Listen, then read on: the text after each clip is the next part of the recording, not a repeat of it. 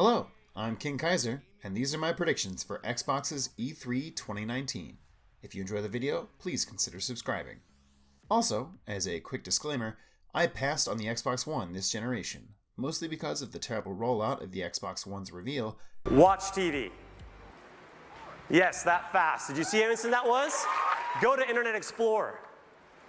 Oh, nice. And Sony's incredible counterplay at E3 2013. For instance, PlayStation 4 won't impose any new restrictions on the use of PS4 gamers. But Xbox has made an incredible amount of consumer-friendly moves in the last few years, and I'm hoping it pays off for them huge. But without further ado, let's get into it. I'd recommend starting the show with something big. We already know that Gears of War 5 is supposed to release sometime in 2019, so give us a new trailer, show us some gameplay, and give us the fall release date. And reiterate that the game will be available on Xbox Game Pass on day one. Next, bring Phil Spencer out, have him thank the fans, and talk more about the new Xbox One S All-Digital Edition, which will hit shelves on May 7th. A good follow-up would then be to tout the financial success of the unit if it sells well, although they really won't have much time to gather these reports since the conference is in early June. So, I suggest they simply show off the tech and drive more sales. I correctly predicted that they would release the digital-only console with at least 3 free months of Xbox Game Pass, which is great, so remind the fans of this and do a quick showcase of all the titles players gain access to for $10 a month. Again, reiterating that the huge first-party titles like Gears of War are available the same day they release. Pivot from here into talking about Project xCloud.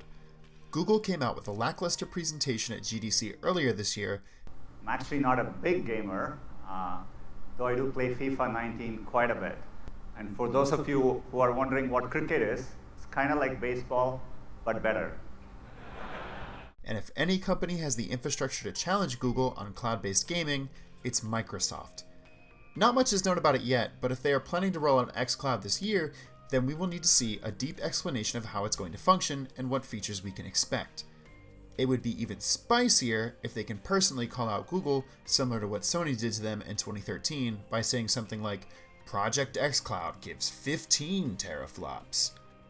I don't know if this is even possible, but hey, people love this sort of thing. Next, they should maybe talk about Xbox Scarlett. This is somewhat risky, since the next gen of consoles are largely believed to be arriving in the second half of 2020, so it's unlikely that the final specs for the console have been locked in yet. Although, Sony just announced that they'll be using a solid-state drive to greatly decrease loading times, so it might not be a bad idea to at least give us a taste of what to expect. And, since it is believed that they are creating 2 separate SKUs of the console, one featuring beefed-up hardware in line with what is expected of a next-gen, and a more budget version of the console likely to be more reliant upon the aforementioned Project xCloud to play games. So it might be good to get out early and help create some expectations. My secret dream is that Xbox is going to break with tradition and release their console earlier than holiday of 2020, similar to what Nintendo did with the Switch releasing in March. Although this could set them up to be another Dreamcast coming out in front of what we assume will be called the PlayStation 5. One important thing that I think a lot of outlets will overlook is Microsoft's ability to take in the huddled masses that won't be appearing on Sony's stage. Sony has been crushing Microsoft with deals with third-party games. For example, while technically available on both platforms, games like Destiny 2 and the Call of Duty franchise have had major appearances on Sony's stage, not Microsoft's. Recently, during Inside Xbox, Phil Spencer mentioned a trip to Japan and Korea, meeting with developers, and said, quote, I think we're going to have a great show at E3 from developers all over. This year, Microsoft can control the message and showcase any third party that doesn't show up on Nintendo's Direct, which will likely be dominated by either Nintendo's first-party games or smaller indie titles, which have seen incredible success on the mobile console hybrid. This brings me into any major collaboration that they want to do with Nintendo. They've already put Cuphead on their hardware, and Xbox has announced plans to bring an app to the Switch as well. If the rumors are true, and you can access Xbox Game Pass on the Switch, this would be the place to scream it from the rooftops. Hell, even have Nintendo of America's new president and CEO, Doug Bowser, come on the stage and shake hands with Phil Spencer to further show their budding relationship. Also, they need to show off the studios that they've been buying.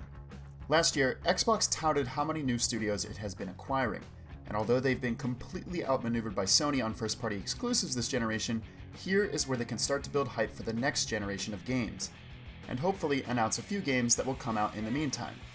Show us some sexy new cars in Forza, hint at whatever Ninja Theory is doing to follow up their critical hit Hellblade, and dear God, please tell us what the Initiative is doing.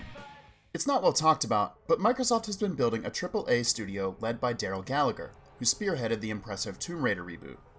With big-name talent from other studios such as Sledgehammer Games, maker of the Dead Space series, and they even have Chris O'Neill, the level designer from 2018's Game of the Year, God of War.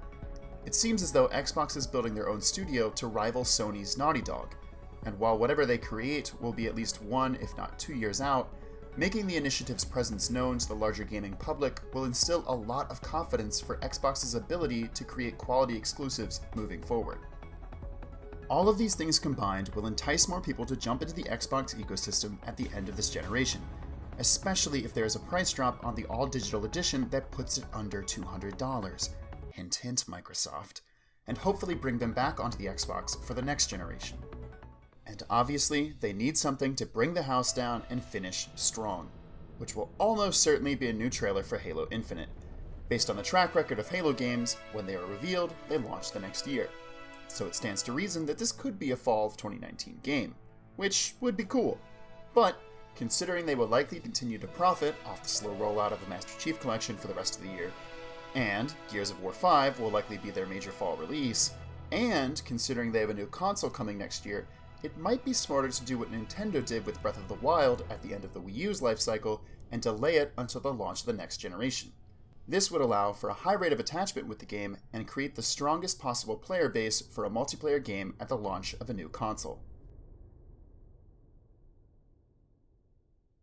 A few loose ends I didn't cover would be Rare revealing something new, but I think they're content to keep releasing updates for Sea of Thieves at the moment. Also, there's a rumor that we'll be seeing a new Splinter Cell game, and while I would be hyped beyond belief for that, Yves Guillemot of Ubisoft just had an interview where he talked down the idea of a new game in the series because, quote, there would be too much pressure on a new title.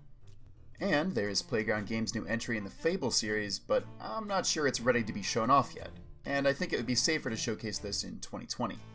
But we'll definitely hear some more about Ori and the Will of the Wisps, and definitely see some more Cyberpunk 2077. So, there you have it, my predictions for Xbox's E3 2019. I think Microsoft has been humbled this generation, and they have had to work hard to keep themselves in the conversation. But ever since Phil Spencer took over the helm for the company, they have slowly course-corrected and poised themselves to be in an excellent position to offer an incredibly consumer-friendly ecosystem to the players. I want to see Xbox succeed, and for that reason, I'm very hyped to see what they do at E3 2019.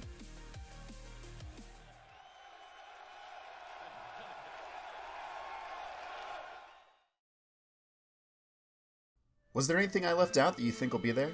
Please feel free to comment below. Also, if you enjoyed this video, please consider subscribing to the channel. I do a weekly talk show about the week's news in gaming called Around the Monitor, and I'm also consistently working on other video projects like this one. You could even check out my video I did on what Nintendo should do for E3 2019. But keep an eye out for next week, when I release my video on what I think Sony should do for E3 2019. But until then, thanks for watching.